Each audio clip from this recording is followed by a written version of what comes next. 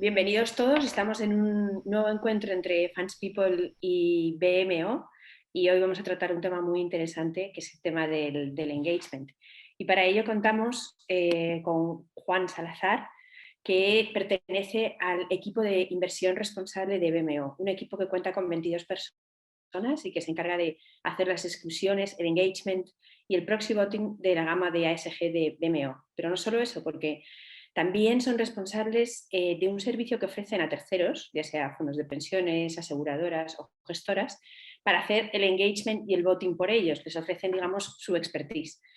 Este servicio lo lanzaron en el año 2000, fue uno de los pioneros en la industria y actualmente asesoran unos activos de unos 300.000 millones de euros.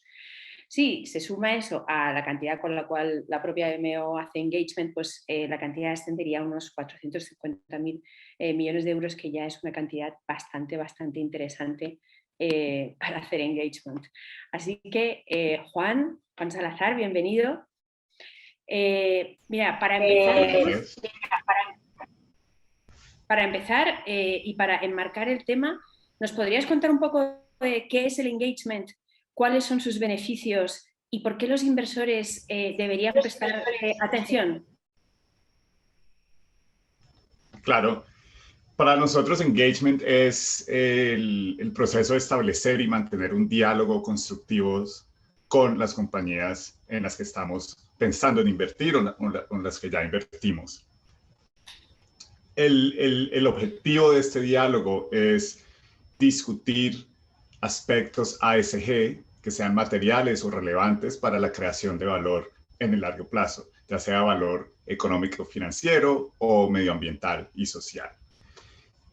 Para nosotros es tener un engagement program es algo crítico para fortalecer el proceso de inversión. Y pensamos que en la medida en que más inversionistas adopten este tipo de programas, el potencial de efectuar cambio va a ser mucho más grande. Sí, mirando pues dos beneficios claros que vemos en tener un programa de engagement es el primero, como mencionaba, es fortalecer el proceso de inversión. Principalmente el análisis de las compañías en las que estamos pensando invertir o en las que estamos invirtiendo. Este diálogo nos permite descubrir los riesgos y oportunidades ASG a los que las compañías están expuestas y sobre todo poder analizar las prácticas que estas compañías tienen para administrar esos riesgos y oportunidades.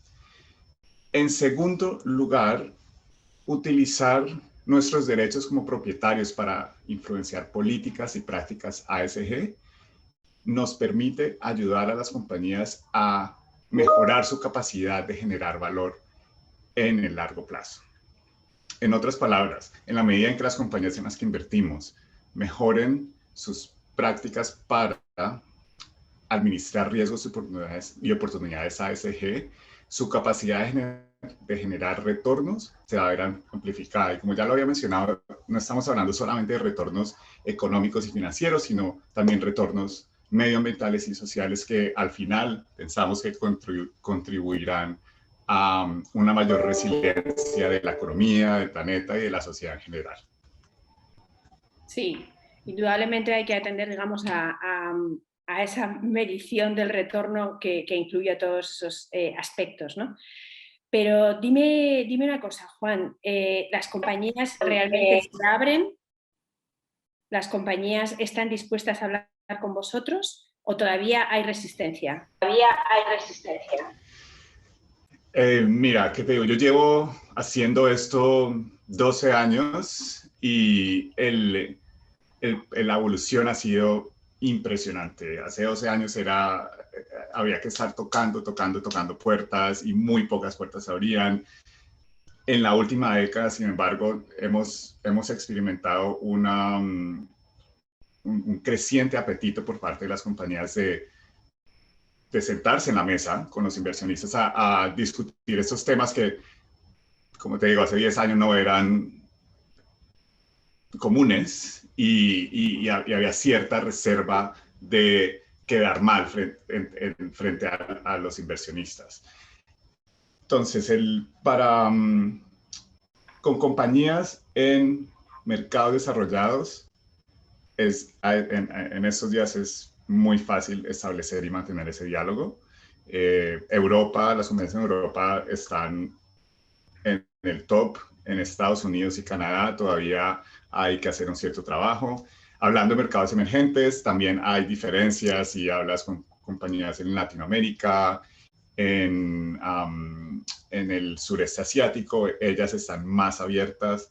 En China, India, todavía tenemos cierta resistencia, pero eso está cambiando día a día y últimamente es algo que no se puede evitar, pienso yo. Claro, porque si quieren ser candidatas a estar en muchos fondos de inversión, tendrán que ir mejorando Exacto. constantemente Sí. esa política, ¿no? Pero qué interesante lo que apuntas de esa, digamos, todavía esa existencia de diferencias regionales que vosotros las podáis conocer, digamos, ¿no? Y en este sentido, Juan, para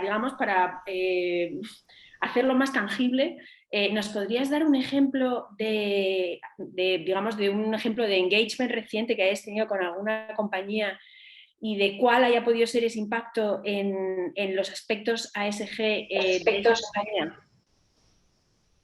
Sí, claro. Estuve pensando en el ejemplo del Banco Santander. Santander es una compañía con la que hemos estado haciendo engagement desde el 2009 por lo menos, a distintos niveles, sobre todo medioambientales y de gobierno corporativo. Mirando los temas medioambientales y sobre todo cambio climático, desde el 2009 fue la primera vez que discutimos el tema con representantes de Santander. Fue una conversación muy a alto nivel, sin entrar mucho en detalles, pero nuestro interés fue empezar a mirar y tratar de influenciar cómo el banco estaba incorporando riesgos medioambientales, incluidos de cambio climático, en sus procesos de administración de riesgo crediticio.